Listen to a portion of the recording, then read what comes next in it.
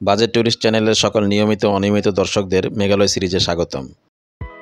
মেঘালয় সিরিজের প্রথম পর্বে থাকছে 850 টাকায় ঢাকা থেকে মেঘালয়ের রাজধানী শিলং কিভাবে পৌঁছাবেন। মেঘালয় ভ্রমণে বাংলাদেশিরা সাধারণত 6টি কমন ভুল করে থাকেন। পুরো ভিডিওতে এই 6টি ভুল আপনাদের সাথে শেয়ার করেছি। দর্শক বন্ধুরা, এই চ্যানেলে জাফলংয়ের ভিডিওতে আমি আপনাদের কথা দিয়েছিলাম জাফলংয়ের ওপারে কী আছে সেটা আপনাদের দেখাবো। আপনাদেরকে দেয়া কথা রাখতেই 2024 সালের মে মাসে মেঘালয় ঘুরে আসি। গতকাল রাতে ঢাকা থেকে উপবন এক্সপ্রেস ট্রেনে রওনা দিয়ে সিলেট পৌঁছালাম সকাল 6টায়। শোভন চেয়ারের ভাড়া ছিল 375 টাকা। আর সিলেট থেকে সকাল 6:30টায় জাফলংয়ের বাসে উঠে তামাবিল বর্ডারে পৌঁছালাম সকাল 8টায়। সিলেট থেকে তামাবিল পর্যন্ত লোকাল বাস ভাড়া 110 টাকা। অর্থাৎ ঢাকা থেকে তামাবিল বর্ডার পর্যন্ত আসতে আমার খরচ হয়েছে 485 টাকা। মেঘালয় ভ্রমণে প্রথম যে ভুল আমরা করে থাকি সেটা হলো আমরা ঢাকা থেকে বাসে সরাসরি তামাবিল বর্ডার আসি না। আমরা বাসে বা ট্রেনে প্রথমে সিলেট আসি, তারপর সিলেট থেকে বাসে বা সিএনজিতে তামাবিল বর্ডার যাই, যেটা অ্যাবসলিউটলি ভুল সিদ্ধান্ত। কারণ সিলেট থেকে তামাবিল পর্যন্ত 1.5 থেকে 2 ঘন্টার এই জার্নিটা খুবই বিরক্তিকর একটা জার্নি। রাতের বেলা ঘুমের কারণে এই জার্নির কষ্ট বোঝা যায় না, কিন্তু দিনের বেলায় এই জার্নি আপনার এনার্জি অনেকখানি শেষ করে দিবে। এছাড়া সিলেট শহর থেকে তামাবিল গেলে আপনার বর্ডারে পৌঁছাতেও কিছুটা দেরি হবে, কিন্তু আপনি যদি ঢাকা থেকে ডিরেক্ট বাসে সরাসরি তামাবিল যান তাহলে সকাল 7টার মধ্যে বর্ডার পৌঁছাতে পারবেন। ঢাকা থেকে এনা ও আহমেদ পরিবহনের বাস সরাসরি তামাবিল যায়। এনার ভাড়া 750 টাকা, আহমেদ পরিবহনের ভাড়া 650 টাকা। এই দুই বাসের ফোন নাম্বার জাফলংয়ের ভিডিওতে দেওয়া আছে। বর্ডারে পৌঁছে প্রথম কাজ সকালের নাস্তা করা। বুড়িমারি বর্ডারে অনেক রেস্টুরেন্ট থাকলেও এই তামাবিল বর্ডারে মাত্র 2টা রেস্টুরেন্ট দেখলাম। এখানে ডিম খিচুড়ির দাম 70 টাকা। মেঘালয় ভ্রমণে দ্বিতীয় ভুল হলো নিজের শহর থেকে ট্রাভেল ট্যাক্স জমা না দিয়ে আসা। আপনি যদি অগ্রিম ট্রাভেল ট্যাক্স জমা না দিয়ে আসেন তাহলে ইমিগ্রেশনে 1 থেকে 2 ঘন্টা পিছিয়ে পড়বেন। ইমিগ্রেশন শুরু হয় সকাল 8টায় আর ব্যাংক হলে সকাল 9টায়, অর্থাৎ 1 ঘন্টা পেছনে পড়ে গেলেন। আর ট্রাভেল ট্যাক্স জমাতে সিরিয়াল বড় হলে 2 ঘন্টা পেছনে পড়ে গেলেন। এজন্য আপনারা ঢাকা থেকে বা নিজের শহর থেকে ট্রাভেল ট্যাক্স জমা দিয়ে আসবেন। আর যারা ট্রাভেল ট্যাক্স জমা না দিয়ে আসবেন তারা এখানে অগ্রণী ব্যাংক বা সোনালী ব্যাংকে ট্রাভেল ট্যাক্স জমা দিতে পারেন। তবে এটাও বড় ধরনের ভুল। ভিউয়ার্স, আমার ইমিগ্রেশন কমপ্লিট। ইমিগ্রেশনে মাত্র 10 মিনিট লেগেছে, কিন্তু লাইনে দাঁড়িয়েছিলাম 25 মিনিট। ইমিগ্রেশন পুলিশ আমার ছবি তুলেছে আর জিজ্ঞেস করেছে আমি কি করি। এছাড়া ডলার এন্ডোর্সমেন্ট চেক করেছে। সবশেষে বিনা কারণে 100 টাকা নিয়েছে। একটা আনন্দের সংবাদ হলো বুড়িমারি বা বেনাপোল বর্ডারে অসংখ্য দালাল গিজগিজ করে, কিন্তু এই তামাবিল বর্ডারে কোনো দালাল নেই। That's really good. ইমিগ্রেশন পর কাস্টমসে আমার ব্যাগ চেক করে নিয়ে শুধু পাসপোর্ট নাম্বার এন্ট্রি করেছে। কাস্টম শেষ হওয়ার পর বিজিবি চেকপোস্টে আপনার পাসপোর্ট ও ভিসার পার্টিকুলার এন্ট্রি করা হবে। এই সাইনবোর্ড ইন্ডিকেট করছে তামাবিল থেকে জাফলংয়ের দূরত্ব 4 কিলোমিটার এবং শিলংয়ের দূরত্ব 82 কিলোমিটার। অর্থাৎ আজকে আমাকে 82 কিলোমিটার পথ অতিক্রম করতে হবে। চলুন সামনে এগোনো যাক। আমি এখন বাংলাদেশের শেষ সীমানায়। এই সীমানা পিলারটা পার হলেই নোম্যান্স ল্যান্ড, এরপর ওই বড় গেটটা পার হলেই ভারতে প্রবেশ করব। একটা ব্যাপার লক্ষ্য করলাম, বুড়িমারি বর্ডারে ছবি তোলা ও ভিডিও করার উপর কঠোর নিষেধাজ্ঞা রয়েছে, কিন্তু তামাবিল বর্ডারে এই বিষয়ে কোনো নিষেধাজ্ঞা নেই। যে কেউ এখানে ইচ্ছামতো ছবি, ভিডিও, সেলফি তুলতে পারে। উঠছে ভারতের পতাকা। অফিসিয়ালি আমি এখন ভারতের মাটিতে। ভারতে প্রবেশের পর প্রথমেই বিএসএফ চেকপোস্টে আপনার পাসপোর্ট নাম্বার এন্ট্রি করা হবে। এরপর বিএসএফের সদস্যরা আপনাকে এই শাটল বাসে ইমিগ্রেশন ও কাস্টমসের জন্য ডাউকি ল্যান্ডপোর্টে নিয়ে যাবে। এই বাস সার্ভিস সম্পূর্ণ ফ্রি। আপনারা চাইলে হেঁটেও যেতে পারেন, সেক্ষেত্রে 1/2 কিলোমিটারের মতো হাঁটতে হবে। যদিও এই শাটল বাসটা এসি, কিন্তু এসি ছাড়া হয় না। প্রতি 15 মিনিট পর পর এই বাস বিএসএফ চেকপোস্টের সামনে থেকে ছাড়ে। বাস আপনাকে এখান থেকে নিয়ে যাবে, আবার এখানে নিয়ে আসবে। যাত্রী ফিল আপ হওয়ার পরে বাস ছেড়ে দিল। গন্তব্য ডাউকি ইমিগ্রেশন ও কাস্টমস অফিস। এই ফ্রি বাস সার্ভিসের জন্য ট্যুরিস্টদের 1/2 কিলোমিটারের মতো রাস্তা রোদে পুড়ে বা বৃষ্টিতে ভিজে হাঁটা লাগছে না। যদি এই বাস না থাকতো তাহলে ব্যাগ বচকা নিয়ে অনেক কষ্ট সহ্য করতে হতো। এজন্য আমি ব্যক্তিগতভাবে ডাউকি বর্ডার কর্তৃপক্ষ ও বিএসএফ সদস্যদের আন্তরিক ধন্যবাদ ও কৃতজ্ঞতা জানাচ্ছি। মাত্র 3 মিনিটে চলে এলাম ডাউকি ইমিগ্রেশন অফিসে। ওই যে ইমিগ্রেশন বিল্ডিং।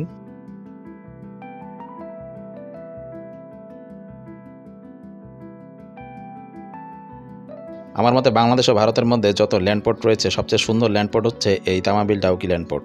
এরকম সুন্দর ভিউ অন্য কোনো পোর্টে আছে কিনা আমার জানা নেই। সবচেয়ে বড় কথা, ডাউকি ল্যান্ডপোর্টে কোনো দালাল নেই। এজন্য ডাউকি ল্যান্ড অথরিটি ও বিএসএফ সদস্যদের আবারও ধন্যবাদ জানাই। দর্শক বন্ধুরা, এবার চলুন ইমিগ্রেশন অফিসের ভবনের ভেতরটা একটু দেখাই। ডাউকি ইমিগ্রেশনে আপনার ফুল বডি স্ক্যান করা হবে, এমনকি প্যান্টের বেল্ট পর্যন্ত খুলে চেক করা হবে। ইমিগ্রেশনের জন্য নারী পুরুষদের জন্য আলাদা 2টি লাইন। পুরুষদের লাইনে ভিড় অনেক বেশি, তবে দুপুর 2টার পর কোনো ভিড় থাকে না। আর এই যে নারীদের লাইন, কোনো ভিড় নেই। ইমিগ্রেশনে আপনার শুধু ছবি তোলা হবে এবং ভিসা স্ক্যান করা হবে। ইমিগ্রেশনের পর আপনার ব্যাগ লাগেজ মেশিনে স্ক্যান করা হবে। বুড়িমারি বা গেদে বর্ডারের মতো ম্যানুয়ালি স্ক্যান এখানে করা হয় না। ইমিগ্রেশন বিল্ডিংয়ের ভেতরেই রয়েছে একটা প্রিপেড ট্যাক্সি কাউন্টার। আপনি মেঘালয়ের যেখানে ঘুরতে যাবেন আপনাকে ট্যাক্সিতেই যেতে হবে, কোনো বাস পাবেন না। কাউন্টারে ডাউকি থেকে মেঘালয়ের বিভিন্ন স্পটে যাওয়ার ট্যাক্সি ভাড়ার চার্ট দেওয়া আছে। জেনে রাখা ভালো, এই ট্যাক্সিগুলো শুধু 4 সিটের ট্যাক্সি, অর্থাৎ এক ট্যাক্সিতে 4 জনের বেশি বসা যাবে না। এছাড়া প্রতিদিন ডাউকি ল্যান্ডপোর্ট থেকে সকাল 10টায় শিলংয়ের উদ্দেশ্যে একটা বাস ছেড়ে যায়, যার ভাড়া পার পারসন 300 রুপি। তবে এই বাস সার্ভিস রেগুলার না, যদি 25-30 জন যাত্রী হয় তবেই এই বাস ছাড়ে। ভিউয়ার্স, সকাল 10টার মধ্যে 2 দেশের ইমিগ্রেশন শেষ। আমি ডাউকি বর্ডার থেকে ট্যাক্সিতে 30 রুপি দিয়ে ডাউকি বাজার যাচ্ছি। মেঘালয় ভ্রমণের তৃতীয় ভুল হলো পায়ে হেঁটে ডাউকি বর্ডার থেকে ডাউকি বাজার যাওয়া। বর্ডার থেকে ডাউকি বাজারের দূরত্ব 2 কিলোমিটার।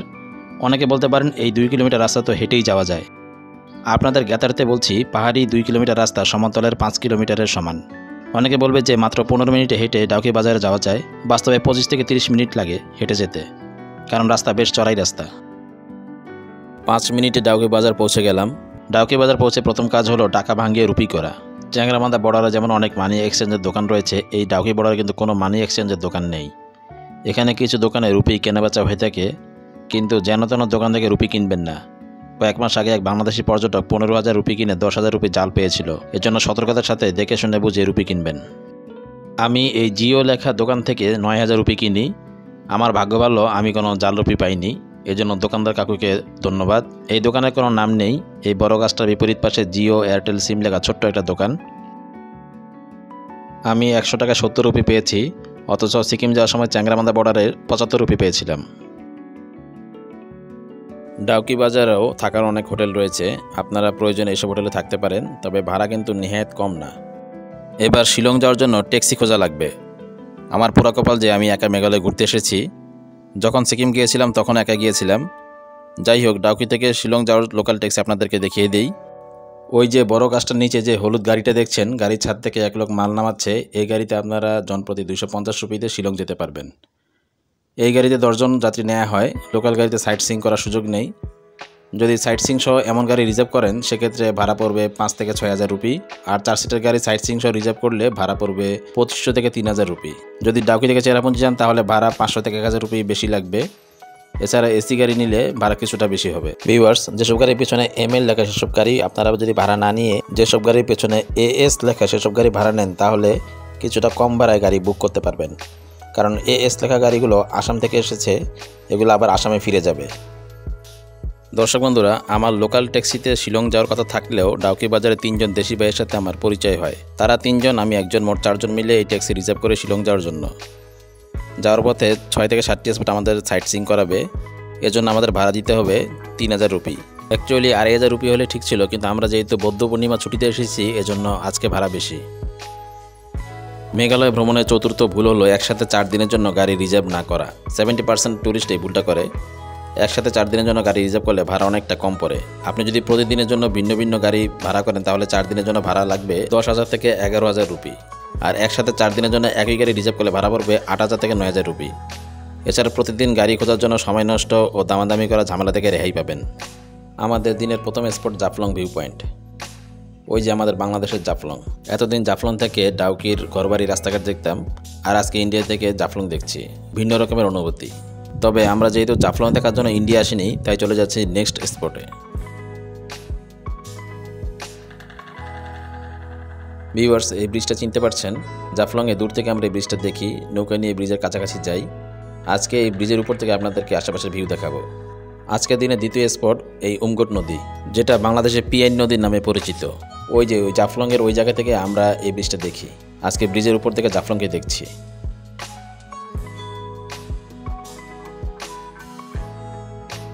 ব্রিজের উপর থেকে উমগোট নদীর দারুণ একটা ভিউ পাচ্ছি, যদিও এখানে বেশিক্ষণ দাঁড়াতে দেয় না। অনেক পর্যটক উমগোট নদীতে বোটিং করেন। আমরা আজকে বোটিং করব না, আমরা যদি বাংলাদেশে ব্যাক করব সেদিন করব। দুই পাশে পাহাড়, মাঝখানে নদী, ওপারে সাদা পাথরের জাফলং, সব মিলিয়ে দারুণ লাগলো। উমগোট নদীকে বিদায় জানিয়ে আমরা যাচ্ছি নেক্সট স্পটে। বেশি দূর যেতে পারিনি, তার আগেই জ্যামে ফেসে গেলাম। এই জায়গায় সবসময় জ্যাম লাগে। 40 মিনিটের মতো জ্যামে আটকেছিলাম। পাহাড়ের ন্যাচারাল ড্রিঙ্কিং ওয়াটার, প্রচণ্ড গরমে শীতল পানি বেশ প্রশান্তির। পানি আচ্ছা হে। আমরা চলে এসেছি দিনের তৃতীয় স্পট উমক্রেম ফলসে। প্রতিটা ট্যুরিস্ট স্পটের গাড়ি পার্কিং ফি প্যাসেঞ্জারকে পরিশোধ করতে হয়। উমক্রেম ওয়াটারফলস। এখন যেহেতু বর্ষাকাল না, তাই পানি অর্ধেক। বর্ষাকালে এই খালি জায়গার পুরোটাতেই পানি থাকে। তবে বর্ষাকালে আরেক সমস্যা, সেটা পরে বলছি।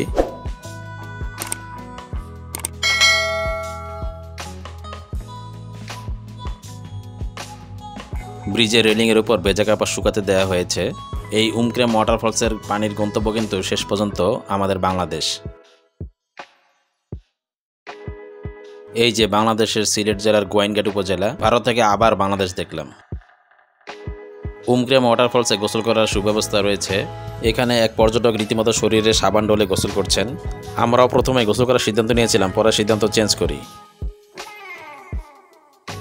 উমক্রেম ওয়াটারফলস থেকে 50% সন্তুষ্ট, কারণ ঝর্ণায় অর্ধেক পানি। দিনের চতুর্থ স্পট বোরহিল ওয়াটারফলস।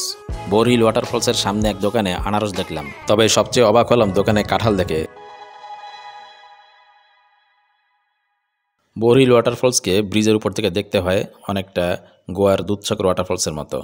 দুধসাগর ঝর্ণা কখনো দেখা হবে কিনা জানি না, কারণ লম্বা ট্রেন জার্নি। কলকাতা থেকে প্রায় 40 ঘন্টার ট্রেন জার্নি করা লাগে। তবে এই ঝর্ণা দেখে দুধসাগরের একটা ফিলিংস পাওয়া যেতে পারে। বর্ষাকালে এই ঝর্ণার পানি ফ্লো আরও বৃদ্ধি পায়, তবে বর্ষাকালে পানির রং এতটা সাদা থাকে না, কিছুটা ঘোলাটে হয়ে যায়। এছাড়া বর্ষাকালে আরও একটা সমস্যা আছে, যেটা কিছুক্ষণ পর বলছি। ব্রিজের এক পাশে ভারত, অন্য পাশে বাংলাদেশ। আমরা বাংলাদেশিরা বিছানাকান্দি যাওয়ার সময় যে পাংথুমাই ঝর্ণা দেখি, সেটাই এই বোরহিল ফলস। অর্থাৎ বোরহিল ফলসের একদম শেষ অংশটা আমরা বাংলাদেশ থেকে দেখি। অবাক করার বিষয় হলো, এই বোরহিল ফলস থেকে কিন্তু আমি বাংলাদেশের এয়ারটেল সিমের নেটওয়ার্ক ফুল পাচ্ছি। এই যে আমাদের বাংলাদেশের সিলেট জেলা, ইন্ডিয়া থেকে আবারও নিজের দেশকে দেখছি। এই গ্রামটা সম্ভবত সিলেটের পাংথুমাই গ্রাম। 2023 সালে বিছানাকান্দি যাওয়ার সময় আমি ঠিক এই জায়গা থেকে বোরহিল ফলস দেখেছিলাম। সেদিন পাসপোর্ট ভিসা ছাড়া বোরহিল ফলসের শেষ অংশ দেখেছিলাম। বোরহিল ফলস থেকে আমি পুরোপুরি সন্তুষ্ট। যেহেতু গত কয়েকদিন ধরে বৃষ্টি নেই, ভেবেছিলাম ঝর্ণায় পানি হয়তো থাকবে না, কিন্তু আসলে অনেক পানি। বোরহিল ফলস দেখা শেষে আমরা যাচ্ছি দিনের পঞ্চম স্পট মাউলিলং ভিলেজ দেখার জন্য। প্রচুর ট্যুরিস্ট আজকে মেঘালয়ে ঘুরতে এসেছেন। মাউলিলং ভিলেজে গাড়ি পার্কিং দেখেই বুঝতে পারছেন। বেলা বাজে 2টা, পেটে প্রচণ্ড ক্ষুধা। লাঞ্চ না করে আর এক পাও সামনে এগোতে পারবো না। দুপুরের খাবারের জন্য মাউলিলং ভিলেজে আপনি 4-5টা রেস্টুরেন্ট পাবেন। এরকম পরিবেশে দুপুরের খাবার অনেক দিন খাইনি। দেখা যাক মেনুতে কী আছে। মেনুতে দেখা যাচ্ছে চিকেন থালি 250 রুপি, ফিশ থালি 200 রুপি, অমলেট থালি 200 রুপি, 170 রুপি। ইন্ডিয়াতে গেলে আমি মাংস খুব একটা খাই না, মাছই সাধারণত খাওয়া হয়। আজকেও ওই ফিশ থালির অর্ডার দিলাম। থালি চলে এসেছে। থালিতে আছে ভাত, মিক্সড সবজি, আলু ভাজি, চাটনি আর একটা শসা, আর এক বাটি ডাল, আর 4 জনের জন্য এই যে 4 পিস মাছ। মাছের সাইজ কিছুটা ছোটই মনে হচ্ছে। আর পানি কিন্তু আলাদা কিনতে হবে। মাউলিলং ভিলেজে দুপুরে খাবার শেষ করলাম। খাবারের মান ভালো ছিল, কিন্তু পরিমাণ কম ছিল। মাউলিলং ভিলেজ দক্ষিণ এশিয়ার সবচেয়ে পরিচ্ছন্ন গ্রাম। 2003 সালে এই স্বীকৃতি দেওয়া হয়। আমাদের বাংলাদেশের বান্দরবানে মুনলাইপাড়া নামে এরকম একটা গ্রাম আছে, যে গ্রামকে বাংলাদেশের সবচেয়ে পরিচ্ছন্ন গ্রাম বলা হয়। নিজের দেশের গ্রাম না দেখে এসেছে অন্য দেশের গ্রাম দেখার জন্য, এজন্য নিজের কাছে কিছুটা লজ্জা লাগছে। যদি কখনো বগালে কেরকারডাঙ্গের দিকে যাই, তাহলে এই মুনলাইপাড়া গ্রামটাও দেখব। এজন্য যেতে হবে বান্দরবানের রুমা উপজেলায়। মেঘালয় ভ্রমণের পঞ্চম ভুল হলো ডাউকি সাইটসিংয়ের সময় সোনাং পেডেং গ্রাম ও ক্রাংসুরি ওয়াটারফলস দেখতে না যাওয়া। ডাউকির মূল সৌন্দর্য কিন্তু সোনাং পেডেং গ্রাম ও ক্রাংসুরি ওয়াটারফলস। সোনাং পেডেং ডাউকি বাজার থেকে 7 কিলো ও ক্রাংসুরি ওয়াটারফলস ডাউকি বাজার থেকে 21 কিলো দূরে অবস্থিত। এই দুই জায়গায় না গেলে আপনার ডাউকি সাইটসিংই বৃথা। সবচেয়ে উত্তম হলো সোনাং পেডেং গ্রামে এক রাত থাকা, সোনাং পেডেংয়ে যে রিভার অ্যাক্টিভিটিসগুলো আছে সেগুলো করা। এছাড়া সোনাং পেডেং থেকে 3 কিলো দূরে দারাং নামে একটা গ্রাম আছে, সেই গ্রামটা অনেক সুন্দর। আমরা ক্রিস্টাল ক্লিয়ার জলের উপর যে নৌকাটা ভাসতে দেখি, সেটা কিন্তু এই দারাং গ্রামের ছবি। পুরো গ্রামে কোথাও কোনো ময়লা খুঁজে পেলাম না, এজন্য এই গ্রামকে সবচেয়ে পরিচ্ছন্ন গ্রাম বলা হয়। ভিউয়ার্স, ইচ্ছা করলে আপনারা এই গ্রামে রাত্রি যাপন করতে পারেন। বিশেষ করে পূর্ণিমা রাতে এই গ্রামকে আরও অনেক সুন্দর লাগে। এখন যাচ্ছি দিনের ষষ্ঠ স্পট লিভিং রুট ব্রিজ দেখার জন্য। মাউলিলং ভিলেজ থেকে লিভিং রুট ব্রিজ হেঁটেই যাওয়া যায়। লিভিং রুট ব্রিজে এন্ট্রি ফ্রি হয়েছে, per person 40 rupees. Living root ব্রিজে যাওয়ার জন্য কিছুটা নিচে নামতে হবে। বৃষ্টি হলে এই পথটা বেশ পিচ্ছিল থাকে, তবে এখানে লাঠি ভাড়া পাওয়া যায়। নিচে স্বচ্ছ পানি, উপরে লিভিং রুট ব্রিজ। বর্ষাকালে এখানে পানির ফ্লো এতটাই বেশি থাকে যে ঠিকমতো এখানে দাঁড়াতেও পারবেন না।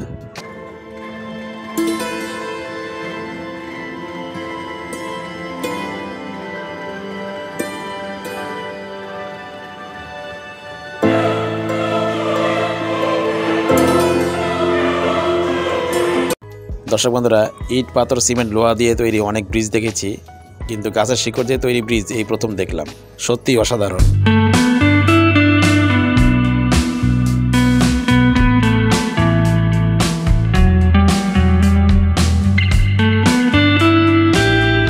চেরাপুঞ্জিতেও এরকম একটা লিভিং রুট ব্রিজ রয়েছে, তবে সেটা ডাবল লিভিং রুট ব্রিজ। চেরাপুঞ্জিতে গেলে সেটাও দেখার চেষ্টা করব।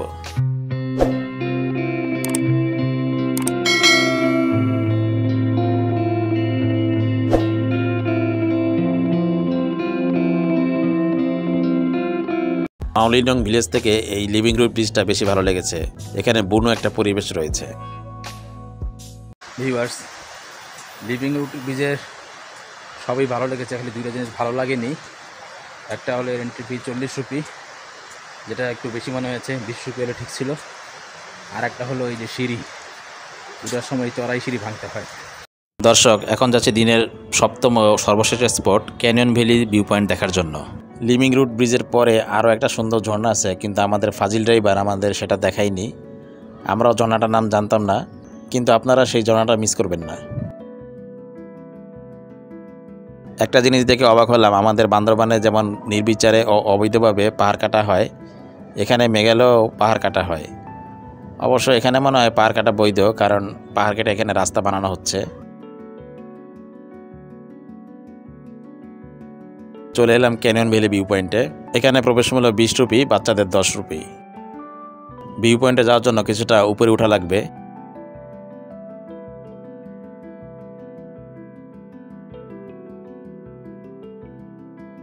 ভিউয়ার্স, আর 1 ঘন্টা পর সন্ধ্যা হবে। এই পরন্ত বিকেলে এক অসাধারণ ভিউয়ের সাক্ষী হলাম। বিকেলবেলা সত্যিই চমৎকার লাগছে ক্যানিয়ন ভ্যালি ভিউ পয়েন্টকে। এই পাহাড়গুলোর নিচেও কিন্তু অনেক ঘরবাড়ি। এখানে লোকজন কিভাবে যায় কে জানে। সূর্যের আলো রিফ্লেকশনের কারণে এই পাশের পাহাড়গুলোর ভিউ ভালো করে বোঝা যাচ্ছে না, তারপরও রিয়েলি নাইস। ওই যে দূরে সাদা গাড়িটা আসছে, ওই রাস্তা দিয়ে আমরা কিছুক্ষণ আগে এখানে এসেছি। দর্শক বন্ধুরা, আমি আপনাদের বলেছিলাম বর্ষাকালে মেঘালয় ভ্রমণে একটা সমস্যা আছে, সেটা হলো বর্ষাকালে মেঘের কারণে এইসব সুন্দর ভিউ পয়েন্টগুলো দেখা যায় না। বর্ষাকালে ঝর্ণায় আপনি ভরপুর পানি পাবেন ঠিকই, কিন্তু এইসব সুন্দর ভ্যালি মেঘে ঢাকা থাকবে। আমরা যেহেতু গ্রীষ্মকালে এসেছি, তাই এমন ঝকঝকে ক্লিয়ার ভিউ পেয়েছি। ভিউয়ার্স, আজকে যতগুলো স্পট দেখেছি তার মধ্যে সবচেয়ে সুন্দর লেগেছে এই স্পটটি। ক্যানিয়ন ভ্যালি ভিউ পয়েন্ট দেখার পর আমরা এখন যাচ্ছি শিলং সিটির দিকে। আর হয়তো 30 থেকে 40 মিনিট লাগবে শিলং পৌঁছাতে। আজকে রাত্রে আমরা শিলংয়ে থাকবো, বাট এটা ছিল একটা ভুল সিদ্ধান্ত। মেঘালয় ভ্রমণের ষষ্ঠ ভুলটা হলো ডাকুই থেকে চেরাপুঞ্জি না গিয়ে শিলং যাওয়া। ম্যাক্সিমাম পর্যটক প্রথমে শিলং যায়, তারপর চেরাপুঞ্জি যায়, বাট আগে চেরাপুঞ্জি যাওয়া উচিত এবং চেরাপুঞ্জিতে কমপক্ষে 1 রাত থাকা উচিত। এ বিষয়ে বিস্তারিত মেঘালয় সিরিজের চেরাপুঞ্জির ভিডিওতে বলবো। দর্শক বন্ধুরা, আমরা শিলং শহরে পৌঁছে গেছি। আর 10 মিনিট পরেই সন্ধ্যা হবে। গাড়ি থেকে নেমেই প্রথমে হোটেল খুঁজতে হবে। সবাই ভালো থাকবেন, দেখা হবে পরবর্তী পর্বে। ধন্যবাদ।